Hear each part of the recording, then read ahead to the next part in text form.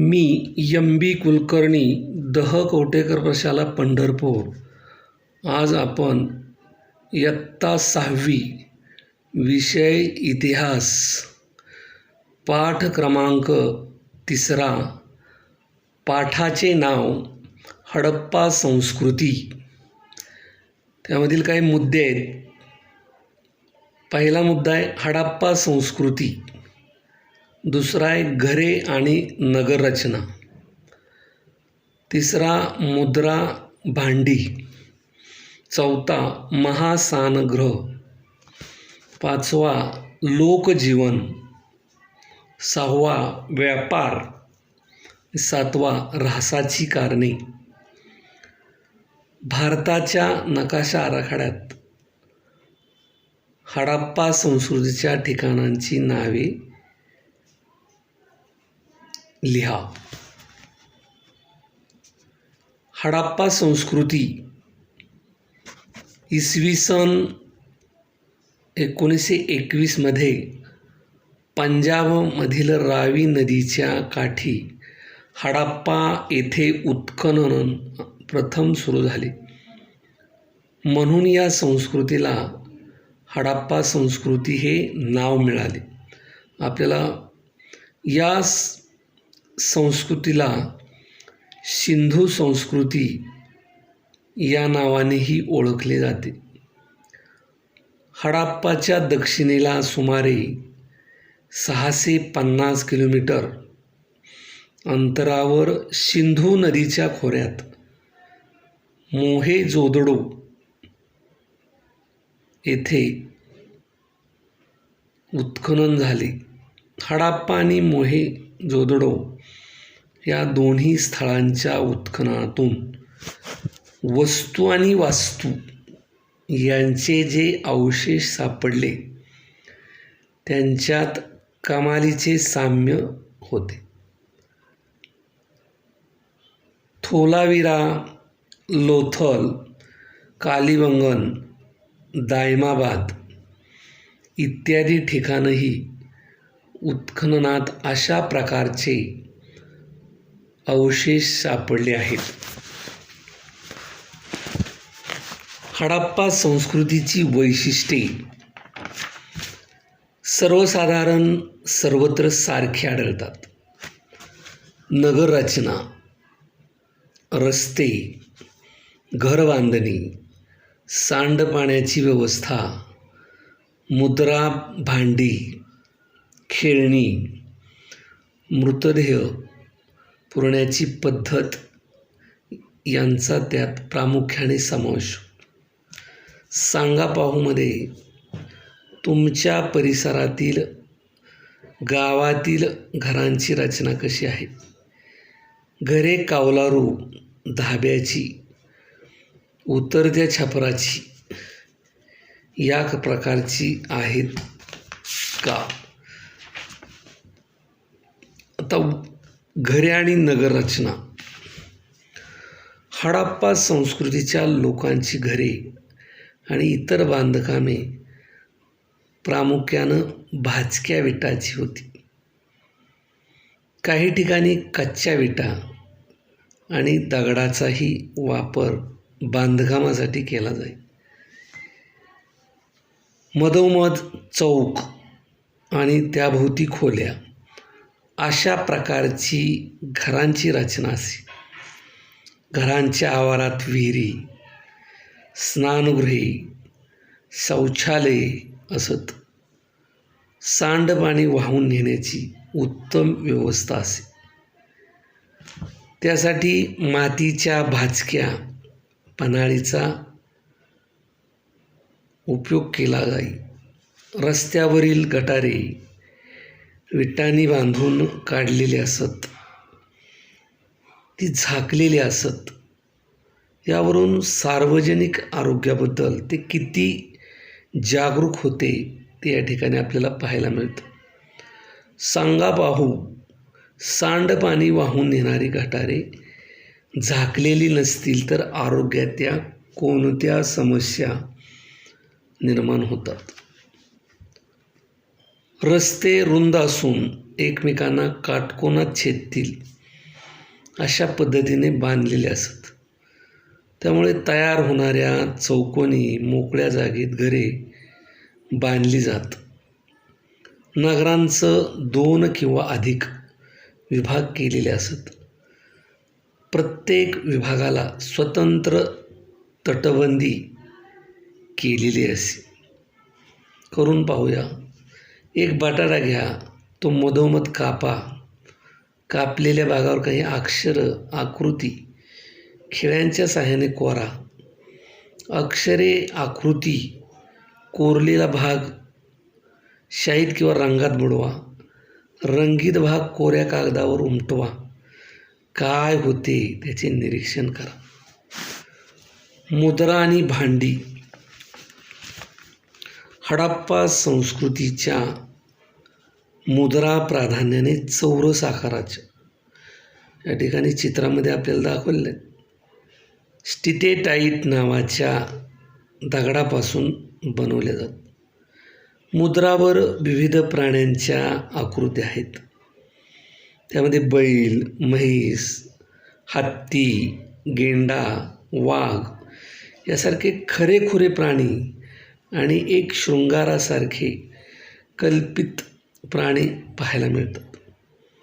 इतर प्राण्यांच्या आकृतीप्रमाणेच मनुष्याकृतीही आढळतात. या मुद्रा ठसा उमटवण्यासाठी वापरल्या जातात. म्हणून पाहूया. मातीची भांडी कशी तयार केली जातात हे जाणून घेण्यासाठी मातीची भांडी तयार करणाऱ्या कारागिराची मुलाखत घ्या. माती कोणत्या प्रकारची वापरतात? माती कोठून आणतात? एक भांडे तयार होण्यासाठी किती कालावधी लागतो?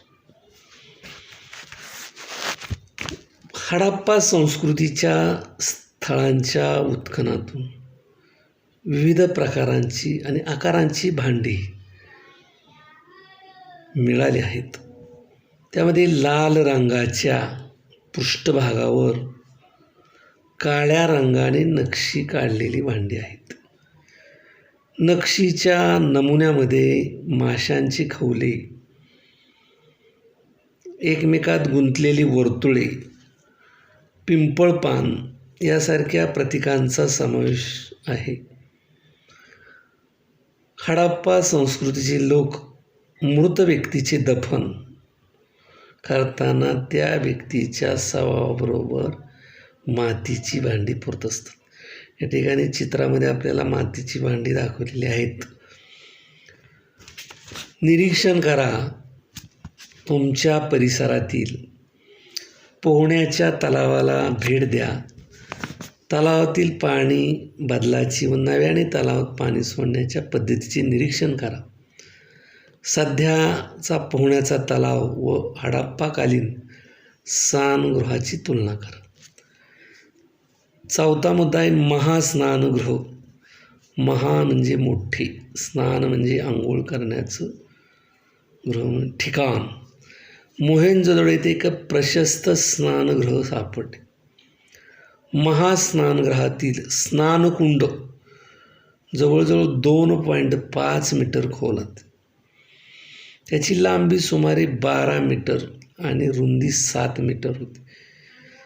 कुंडातील पाणी झिरपून जाऊ नये म्हणून ते आतून पक्क्या विटाने बांधलेले. त्यात उतरण्याची व्यवस्था होती. तसेच त्यातील पाणी वेळोवेळी बदलण्याची सोय होती. या ठिकाणी आकृतीमध्ये दाखवलेलं आहे आपल्याला मोहेंजोदडो येथील महास्नानगृह. सांगा पाहू, तुमच्या परिसरात गावात होणाऱ्या पिकांची, फळांची नावे लिहा.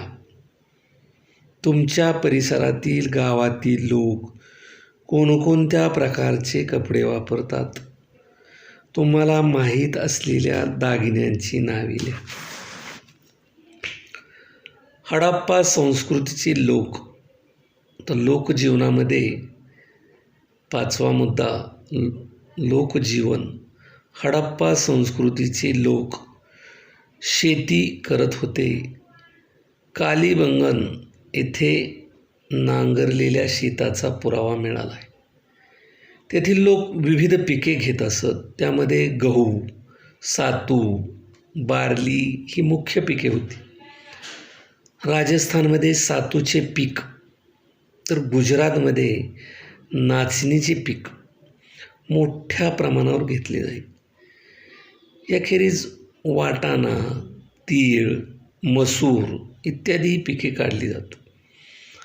हडप्पा संस्कृतीच्या लोकांना कापूस माहीत होता. उत्खननात मिळालेले पुतळे, मुद्रावरील चित्रे आणि कापडाचे अवशेष इत्यादी पुराव्यावरून ते कापड विणत असावेत आणि स्त्री पुरुषांच्या पोशाखात गुडघ्यापर्यंतचे वस्त्र आणि उपरणे यांचा समावेश होता.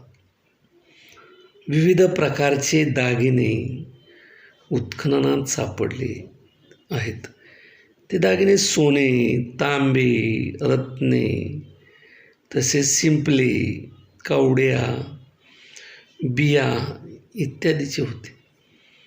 अनेक पदरी माळा, अंगठ्या, बाजूबंद, कंबरपट्टा हे अलंकार स्त्री पुरुष वापरत. स्त्रिया दंडापर्यंत बांगड्या घालत. हडप्पा संस्कृतीतील दागिने या ठिकाणी चित्रामध्ये दाखवलेले आहेत. हडप्पाकालीन कलेचा उत्कृष्ट नमुना म्हणजे तेथे सापडलेला एक वैशिष्ट्यपूर्ण पुतळा. त्यांच्या चेहऱ्याचा प्रत्येक तपशील अत्यंत सुस्पष्ट आहे. एवढेच नव्हे तर त्याने खांद्यावरून घेतलेली शालीवरील त्रिदलाची नक्षी ही अत्यंत सुंदर रीतीने दाखवलेली आहे.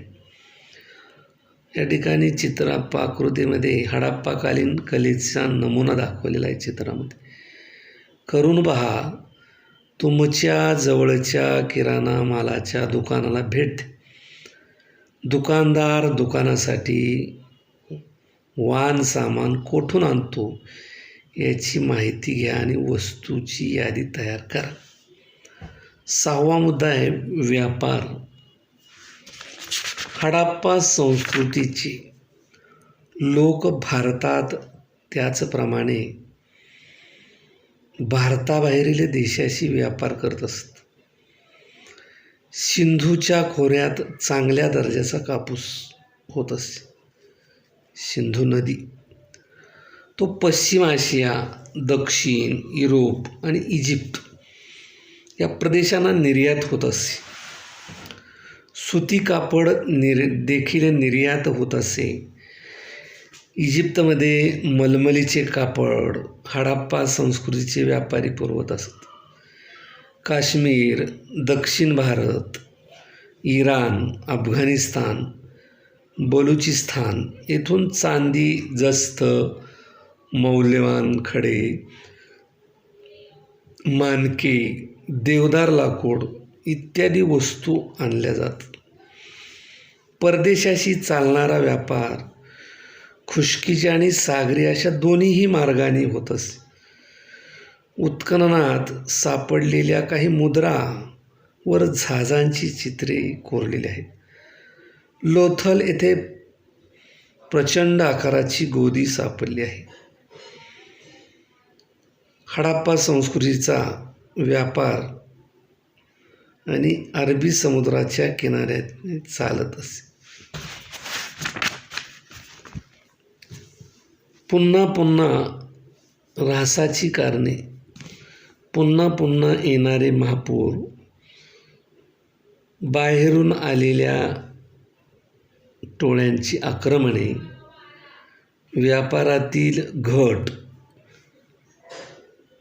यासारख्या गोष्टी हडप्पा संस्कृतीचा ऱ्हास होण्यास कारणीभूत होते.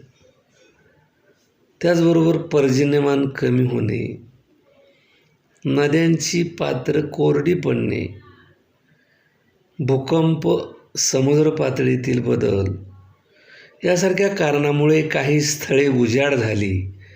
अशा कारणामुळे लोकांनी मोठ्या प्रमाणावर स्थलांतर केलं. आणि हडप्पा संस्कृतीमधील शहरांचा ऱ्हास झाला, म्हणजे नाहीशी झाली. हडप्पा संस्कृती ही भरभराटीला आलेली संपन्न अशी नागर संस्कृती होती. तिने भारतीय संस्कृतीचा पाया घातला. या पाठाकडील खालील स्वाध्याय विद्यार्थ्यांनी आपल्या वर्गपाठाच्या वहीत सोडवायचा आहे. प्रत्येक विद्यार्थ्याचे जे सोडवलेले स्वाध्याय आहेत हे शाळा चालू झाल्यानंतर पाहिले जाणार आहेत. त्यामुळं काळजीपूर्वक विद्यार्थ्यांनी आपल्या वर्गपाठाच्या वहीत सोडवायचा आहे. सेतू अभ्यासक्रम कंसात ब्रिज कोर्स, विषय समाजशास्त्र. विद्यार्थी मित्रांनो, मागील शैक्षणिक वर्षात तुम्ही ऑनलाईन व इतर विविध मार्गाने तुमचं शिक्षण सुरू ठेवलं. या शैक्षणिक वर्षाच्या सुरुवातीला काही दिवस मागील इयत्तेच्या पाठ्यक्रमाची उजळणी व्हावी आणि या वर्षीच्या इयत्तेच्या अभ्यासक्रमाची पूर्वतयारी हे उद्दिष्ट ठेवून तुमच्यासाठी हा सेतू अभ्यासक्रम तयार करण्यात आला आहे. सेतू अभ्यासक्रम एकूण 45 दिवसाचा असून त्यात ठराविक कालावधीनंतर 3 चाचण्यांचा समावेश आहे. 2. मागील शैक्षणिक वर्षात तुम्ही नेमके काय शिकला हे समजण्यासाठी आणि पुढील इयत्तेचा पाठ्यक्रम समजून घेण्यासाठी हा सेतू अभ्यासक्रम तुम्हाला मदत करणार आहे. 3. हा सेतू अभ्यास दिवसनिहाय क्रमाने सोडवावा. 4. या दिवसनिहाय तयार केलेल्या कृतीपत्रिकेचा समावेश आहे. तुम्ही दिलेल्या नियोजनाप्रमाणे कृतीपत्रिका स्वयंप्रयत्नाने सोडवाव्यात. कृतीपत्रिका सोडवताना अडचण आल्यास शिक्षक आणि पालकाची मदत घ्या. प्रत्येक कृतीपत्रिकेत दिलेला पाठ्यांश अधिक चांगल्या रीतीने समजून घेण्यासाठी व्हिडिओ लिंक दिल्या आहेत, त्याचा उपयोग करून संकल्पना समजून घ्या. दिलेल्या नियोजनानुसार येणाऱ्या चाचण्या सोडवा. चाचणी सोडवून झाल्यानंतर किंवा झाल्यावर शिक्षकाकडून तपासून घ्या. शेवटी दिलेल्या उत्तरसूचीच्या मदतीने आपल्या उत्तराची खात्री करा व समजलेला किंवा अवघड वाटणारा भाग समजून घेण्यासाठी शिक्षकांची किंवा पालकाची मदत घ्या. हा सेतू अभ्यासक्रम यशस्वीरित्या पूर्ण करण्यासाठी मनपूर्वक शुभेच्छा. संदर्भ इयत्ता 5वी, विषय परिसर भाग 2. पाठाचे नाव इतिहास म्हणजे काय. अध्ययन निष्पत्ती. भूतकाळातील व वर्तमान काळातील चालीरीती, प्रथा, तंत्रे यांच्यातील बदलाचा कंसात नाणी, चित्रे, स्मारके, वस्तुसंग्रहालये इत्यादी तसेच ज्येष्ठाशी संवाद यामधून मागोवा घेतात. पहिले काही आठवूया. कालमापन करता येते, घड्याळात वेळ सांगता येते, दिनदर्शिकेमधील ऐतिहासिक घटनांच्या तारखा सांगता. उदाहरणार्थ स्वातंत्र्य दिन, गांधी जयंती. मदत हवी आहे का? तुला काही आठवत नसेल तर घरातील सदस्याची चर्चा कर किंवा शिक्षकासोबत दूरध्वनीवरून चर्चा कर. दिलेली लिंक पहा. घरातील सदस्याच्या मदतीने तुमच्या गावातील शहरातील कोणत्याही प्राचीन इमारतीची स्थापना, वर्ष आणि शोध. 2 आकडा. घरातील ज्येष्ठ सदस्यांच्या जीवनातील महत्त्वाच्या घटकांचे पुरावे शोध, उदाहरणार्थ जन्मदाखला, लग्नपत्रिका व इतर. आवश्यक साहित्य, कालदर्शक शब्द, पट्टी, जीवनक्रमाची कालरेषा, ऐतिहासिक व्यक्तीचे फोटो, ऐतिहासिक वस्तू व वास्तूचे फोटो, विद्यार्थ्यांचा शाळेतील किंवा घरातील नोंदी, उदाहरणार्थ जन्मदाखला, आधार कार्ड आणि मोबाईल. अध्ययन, अनुभव, कृती. आपल्या जीवनात अनेक घटना घडत असतात आणि त्या घटनांचा उल्लेख करत असताना आपण काही कालदर्शक शब्दांचा उपयोग करत असतो. उदाहरणार्थ उद्या, थोड्या वेळापूर्वी, आत्ता, आज, पुढील वर्षी, गेल्या वर्षी, काल व इतर. आपण वरीलप्रमाणे अनेक शब्दाचा वापर दैनंदिन जीवनात करत असतो. जर या शब्दाचा वाक्यात योग्य ठिकाणी वापर झाला नाही तर वाक्याचा अर्थ बोध होत नाही. उदाहरणार्थ उद्या माझा वाढदिवस झाला आहे. वरील घटना घडून गेली असेल तर उद्याऐवजी काल हा शब्द येईल. म्हणजे शब्दाच्या मुळे घटनेचा काळ समजत असतो. थोड्या वेळापूर्वी, काल, गेल्या वर्षी अशा शब्दामुळे भूतकाळ समजतो. आत्ता, आज अशा शब्दामुळे वर्तमान काळ समजतो. तर उद्या, नंतर, पुढील वर्षी अशा शब्दामुळे भविष्यकाळ समजतो. खालील भूतकाळ, वर्तमान काळ, भविष्यकाळ या तिन्ही काळातील फरक लिहा. 1 भूतकाळ, 2 वर्तमान काळ, 3 भविष्यकाळ. भूतकाळात घटना घडून गेलेल्या असतात. वर्तमान काळात घटना घडत असतात. भविष्यकाळात घटना घडणार असतात. आता आपण इतिहास म्हणजे काय ते पाहू. इयत्ता 4थीमध्ये आपण शिवाजी महाराजांच्या विषयी माहिती पाहिली, म्हणजेच शिवाजी महाराज व त्यांच्या काळात घडलेल्या घटनांचा अभ्यास केला. यावर्षी आपण हडप्पा संस्कृती, वर्धमान, महावीर, गौतम बुद्ध तसेच वैदिकोत्तर भारतातील विविध घटनांचा अभ्यास करणार आहोत. या सर्व भूतकाळात घडलेल्या घटना आहेत. यावरून असे म्हणता येईल की भूतकाळात घडलेल्या घटना समजून घेण्याच्या शास्त्राला इतिहास म्हणतात. शास्त्रीय पद्धत म्हणजे काय तुला करून पाहूयात. मध्ये एक छोटेसे काम दिले होते. घरातील किंवा परिसरातील सर्वात वयस्कर व्यक्तीच्या जीवनातील महत्त्वाच्या घटनांचे पुरावे शोध. उदाहरणार्थ जन्मदाखला किंवा लग्नपत्रिका. खूपच जास्त वयस्कर व्यक्ती असेल तर व अडाणी असेल तर कदाचित ती व्यक्ती अंदाजे जन्म, वर्ष सांगते किंवा एखाद्या घटनांच्या महत्त्वाच्या घटनेचे अंदाजे वर्ष सांगते, परंतु खात्रीलायक व विश्वासार्ह पुरावा देऊ शकत नाही. याउलट तुझ्या जन्मदिनांकाचा पुरावा सहज मिळेल, कारण त्याची नोंद ग्रामपंचायत किंवा नगर परिषदेच्या जन्म मृत्यू नोंद विभागाकडे आहे. शाळेच्या जनरल रजिस्टरमध्ये आहे. शिवाय तुझ्याकडील आधार कार्डवरही जन्मदिनांक आहेत.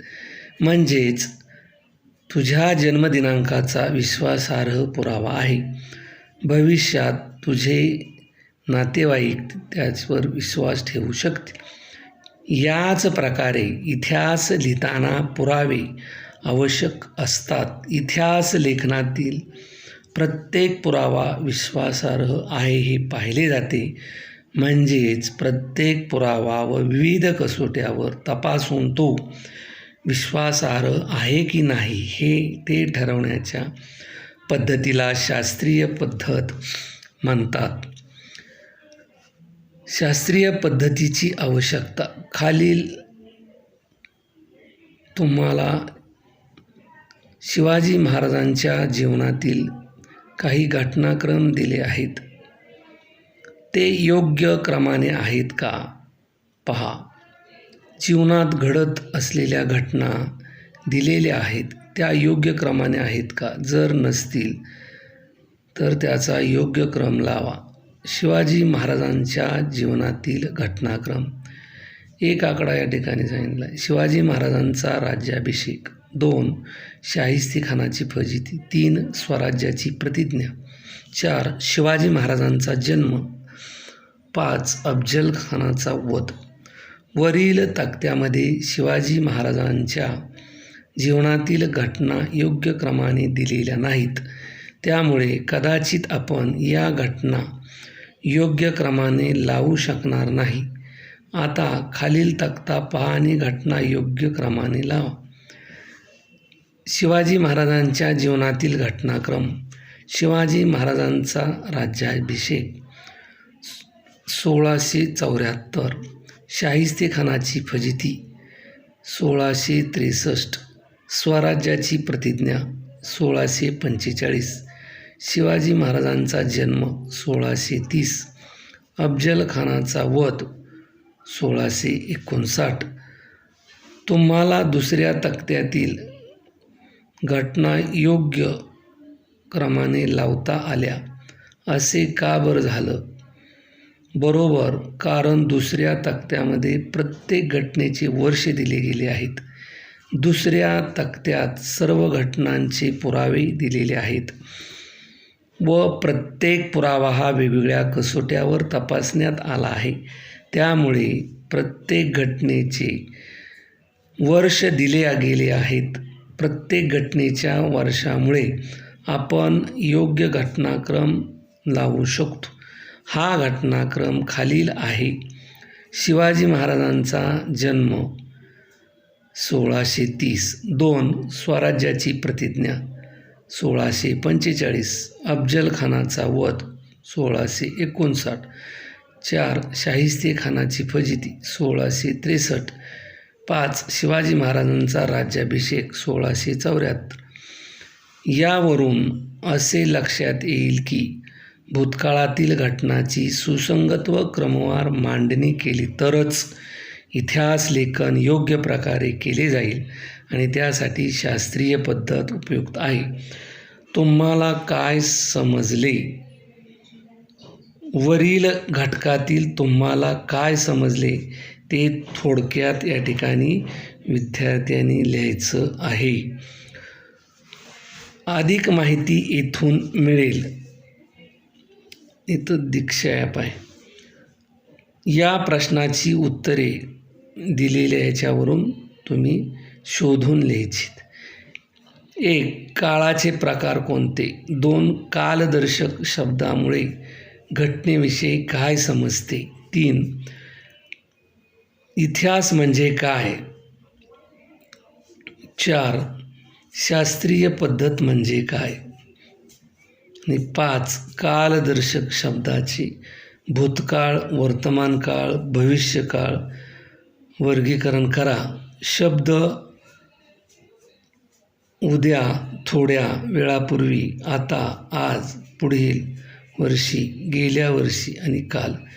भूतकाळ, वर्तमानकाळ आणि भविष्यकाळ यामध्ये दिलेल्या शब्दाचे वर्गीकरण करा. अधिक सराव करू.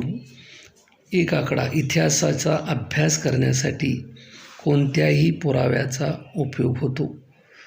2. इतिहासाच्या पुरावा कशा प्रकारे पडताळा करता येईल. 3. घरात होऊन गेलेल्या कोणत्याही कार्यक्रम किंवा समारंभाची माहिती मिळवा. उदाहरणार्थ कोणतेही कार्यक्रम पत्रिका, लग्नपत्रिका, गृहप्रवेश किंवा इतर कार्यक्रमची पत्रिका. 4. कार्यक्रमाच्या आठवणी घरच्यांना विचारून त्याच्या नोंदी करा. आपण जी माहिती वाचलेली आहे त्या माहितीच्या आधारे विद्यार्थ्यांनी दिलेल्या प्रश्नाची उत्तरं 100 पेजेस वहीत लिहून काढायची आहेत.